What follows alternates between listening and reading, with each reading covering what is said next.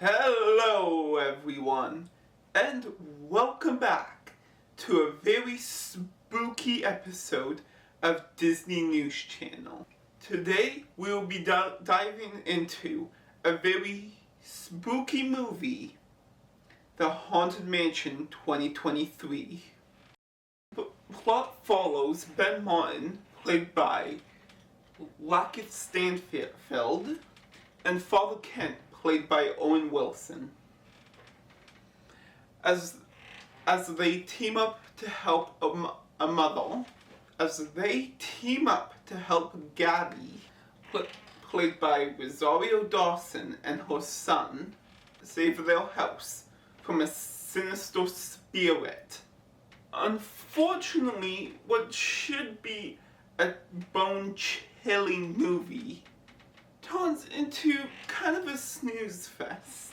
For a movie that promises horror, Haunted Mansion feels more like a childish, non-threatening paranormal comedy with very few real scares.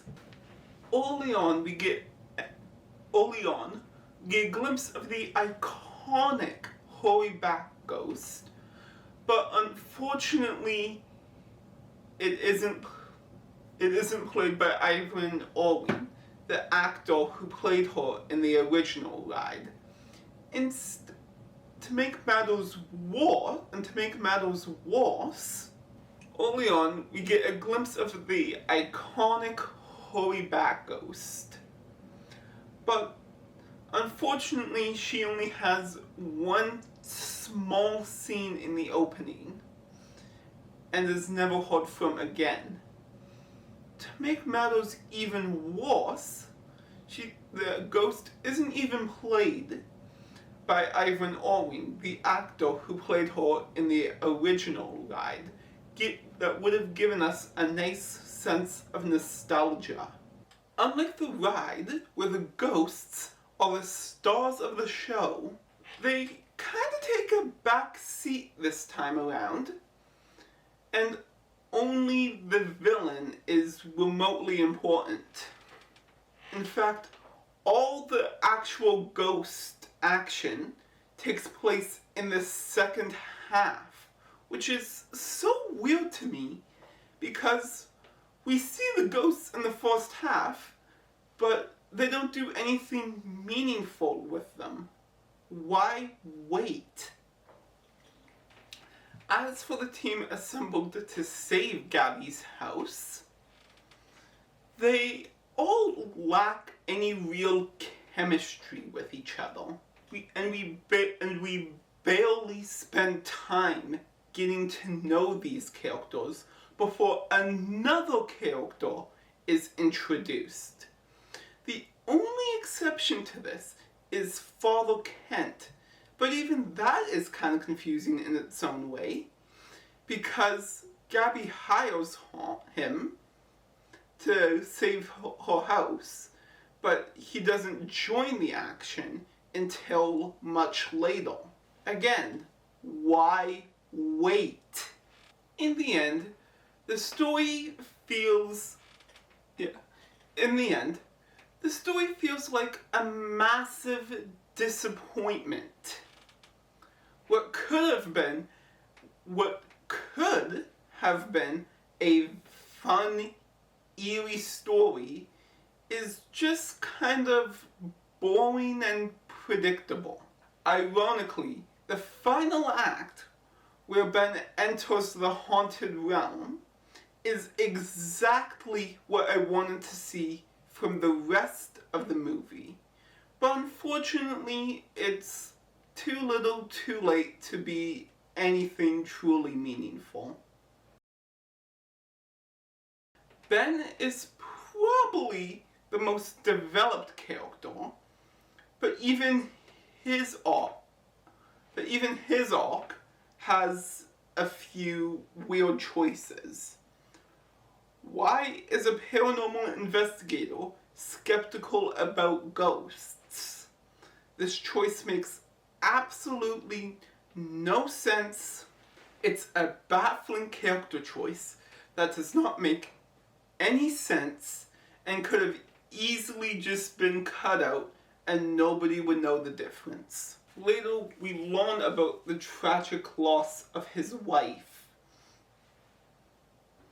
But the emotional impact just doesn't work because we are never shown any real drama or tension in their marriage. So it's hard to believe Ben's grief. It's hard to believe in Ben's grief. To make matters worse, all the backstory of their marriage and all his wife's character moments are crammed into just one big overstuffed scene that would have been so much better if they just sprinkled those moments throughout the movie and then let us put all the moments together to create our own conclusion. Also, Ben's wife feels much more like a plot device instead of an actual character. He's killed off immediately, and we never get any flashbacks, and we don't ever get a montage or flashback of their lives. Something that could have brought Ben's character from being a decent character to someone who could have been someone who's a really great character and something truly special.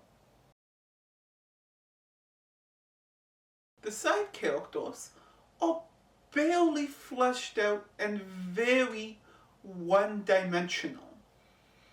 This is kind of a shame because there were glimpses throughout the second half where I was starting to see some personality from these characters. But unfortunately, due to all the extra fat and all the scenes we don't really need, the side characters end up going downhill and are just not that memorable. If only the movie could have focused more on the characters, this movie really could have been something special. The one saving grace this movie has with its side characters is Owen Wilson.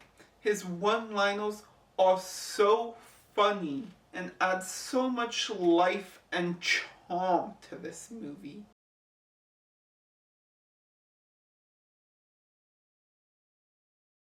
The Hatbox Ghost is a fan favorite from the ride. But however, here he's just kind of an afterthought. He is introduced late into the story, but by that point it's too little too late to really mean anything. There are no real stakes to speak of here.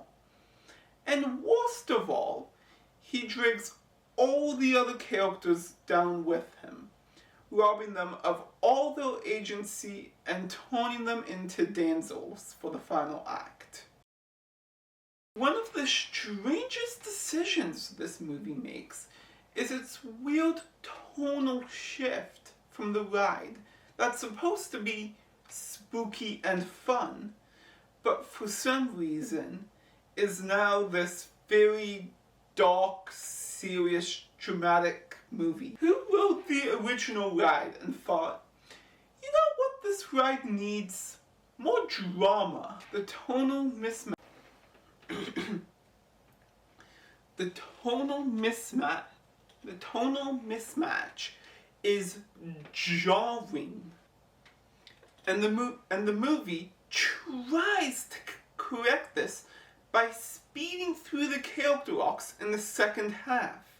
But the characters are too quick to become anything effective. The one thing I do appreciate about the Haunted Mansion all the references to the ride, from the horseback ghost to the exterior matching the attraction. There are a few touches like that will make Haunted Mansion fans smile. But ultimately, those references aren't gonna save this movie from its poor story and characters. In the end, Haunted Mansion 2023 has a few good elements, some entertaining scenes, and some great jokes. However, this movie also shows us why a movie based on a ride will never work. There just isn't enough story or characters with depth. That's all for now, everybody. Thank you so much for watching, and of course, stay tuned for more videos coming soon. Please like and subscribe, and be on the lookout for another Halloween video coming next week for Tim Burton's The Nightmare Before Christmas.